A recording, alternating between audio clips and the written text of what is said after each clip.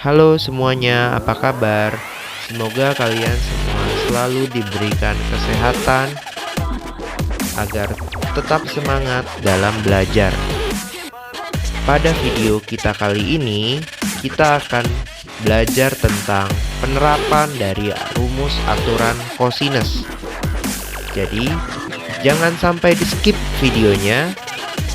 Tonton dan simak dengan baik supaya kalian bisa memahami bagaimana mengerjakan soal menggunakan rumus aturan kosinus. Sebelum kita ke contoh soal, kita lihat dulu rumus dari aturan kosinus. Pada video sebelumnya, saya sudah memberikan kepada kalian rumus dari aturan kosinus beserta pembuktiannya, di mana di dalam aturan kosinus ada 3 rumus. Yang pertama, A kuadrat sama dengan B kuadrat ditambah C kuadrat dikurang 2BC cos sudut A. Yang kedua, B kuadrat sama dengan A kuadrat ditambah C kuadrat dikurang 2AC cos sudut B. Dan yang ketiga, C kuadrat sama dengan A kuadrat ditambah B kuadrat dikurang 2AB cos sudut C. Itu adalah rumus dari aturan kosinus. Jadi kita akan bermain di seputar rumus-rumus ini, teman-teman. Adapun perbedaan antara aturan kosinus dan aturan aturan sinus digunakan ketika yang diketahuinya itu adalah dua sudut dan satu sisi. Sedangkan aturan kosinus digunakan ketika yang diketahuinya itu adalah dua sisi dan satu sudut. Jadi, ketika muncul sebuah soal di mana yang diketahuinya itu adalah dua sisi dan satu sudut, dan sudut tersebut diapit oleh dua sisi ini, maka teman-teman bisa menggunakan aturan kosinus. Selain itu, teman-teman bisa menggunakan aturan sinus. Seperti itu perbedaannya. Pahami baik-baik supaya kalian tidak tertukar mana aturan kosinus, mana aturan sinus.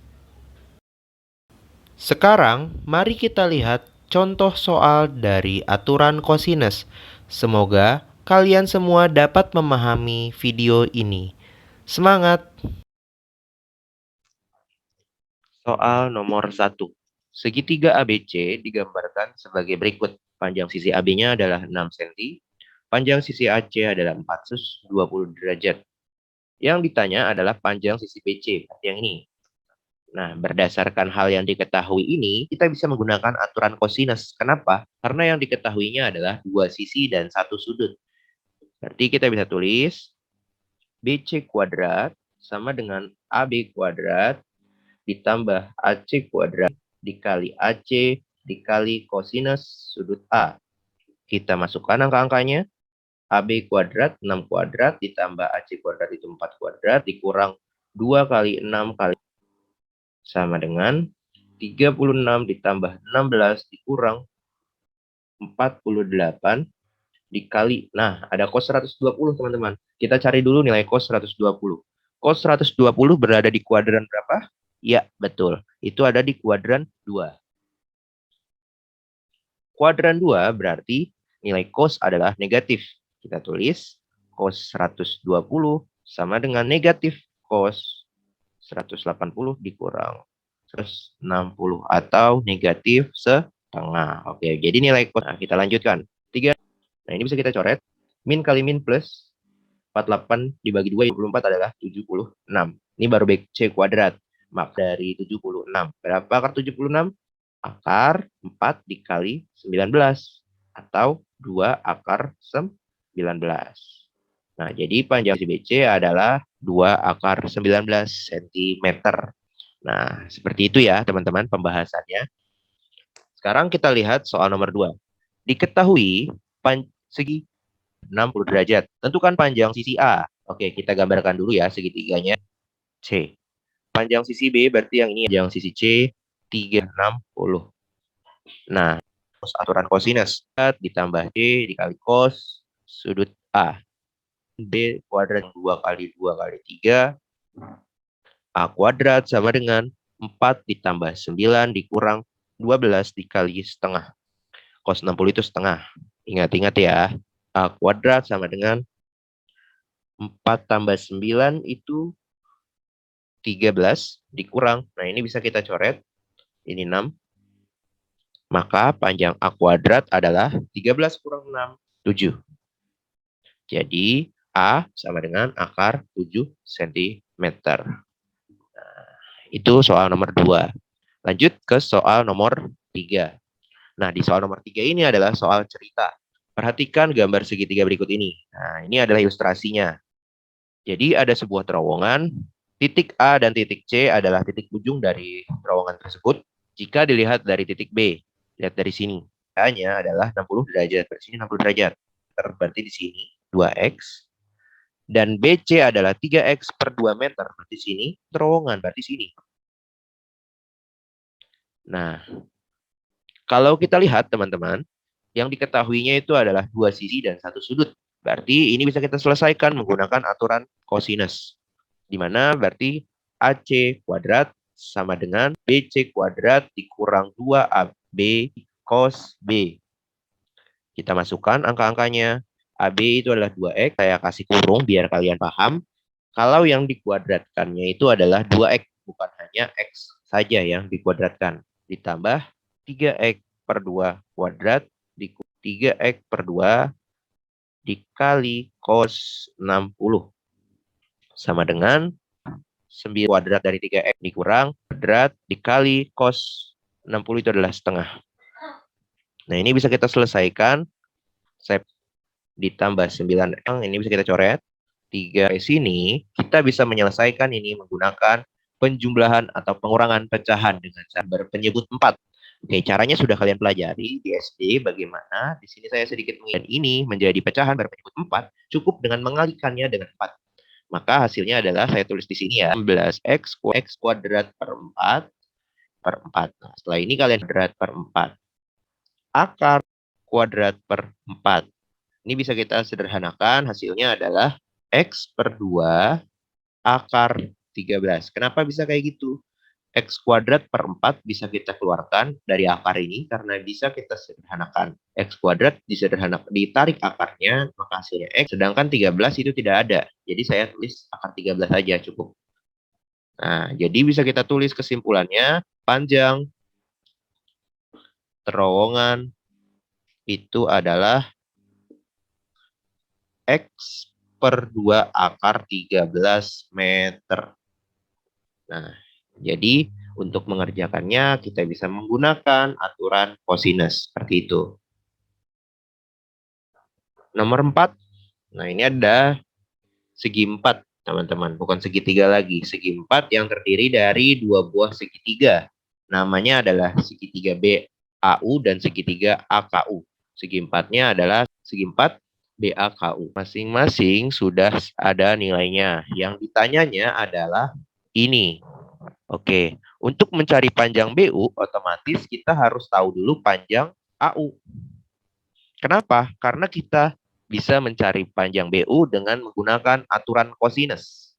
Karena kita sudah punya BA, sudah punya sudut A, tinggal nyari panjang. Untuk mencari panjang AU ini, jika teman-teman perhatikan, segitiga AKU ini adalah segitiga siku-siku.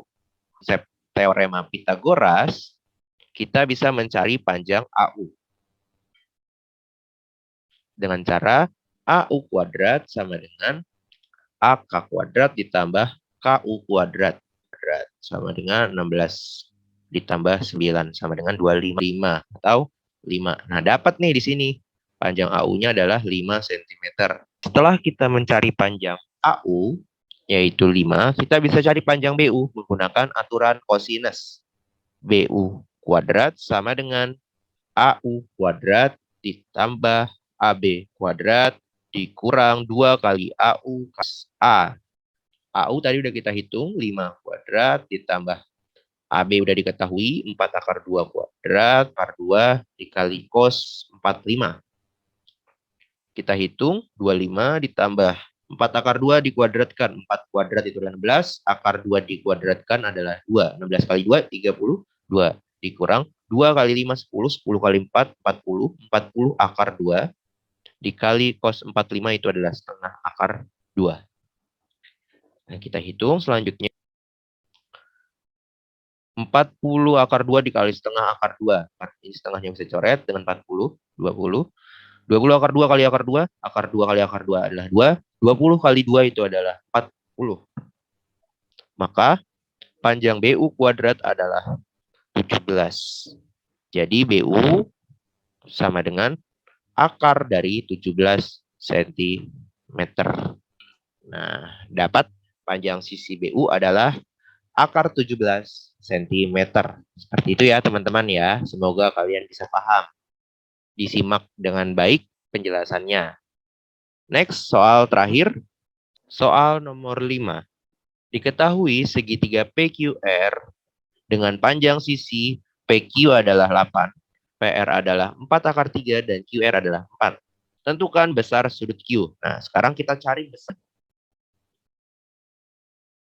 PQR. PQ adalah 8, PR adalah 4 akar 3, dan QR adalah 4. Nah, yang ditanyanya adalah besar sudut Q di sini. Untuk mencari besar sudut Q, perhatikan teman-teman, yang diketahui itu ada 3 sisi. Sudut Q diapit oleh sisi PQ. Bisa kita tulis rumus aturan kosinus untuk mencari sisi ini. Kita tulis PR kuadrat sama dengan PQ kuadrat ditambah QR. Q kali QR dikali cos sudut Q. PR kuadrat 4 akar 3 kuadrat sama dengan 4 kuadrat dikali cos Q. Kita hitung 4 akar 3 kita kuadratkan, hasilnya adalah 4 kuadrat 16, akar 3 kuadrat itu sama dengan 8 kuadrat adalah 64, di 8 kali 4 itu adalah 64 cos Q.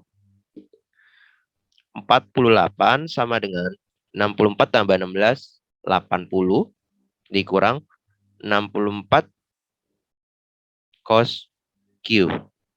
Selanjutnya, ini bisa kita pindah ruaskan ke sini. Yang ini bisa kita pindah ruaskan ke sini. Jadinya 64 cos Q, 48. 64 cos Q sama dengan 80 dikurang 48 itu adalah 32. Cos Q 64. Cos Q sama dengan, ini kita sederhanakan, sama-sama dibagi 32. 1 per Q adalah cos berapa yang hasilnya adalah 1 per 2. Ya, betul. Hasilnya adalah 60 derajat. Karena cos 60 adalah setengah. Jadi, besar sudut Q adalah 60 derajat. Seperti itu teman-teman. Sekarang kalian bisa mengerjakan latihan soal yang sudah saya buat ini. Kerjakan dengan baik agar kalian semakin bisa memahami bagaimana memecahkan masalah yang berkaitan dengan aturan kosinus. Nah, bagaimana? Mudah bukan? Semoga melalui video ini kalian bisa memahami bagaimana menyelesaikan masalah yang berkaitan dengan aturan kosinus. Untuk latihan soalnya jangan lupa dikerjakan ya, agar kalian bisa terus berlatih dan semakin mahir dalam menerapkan rumus aturan kosinus. Sampai jumpa di video selanjutnya. Terima kasih teman-teman.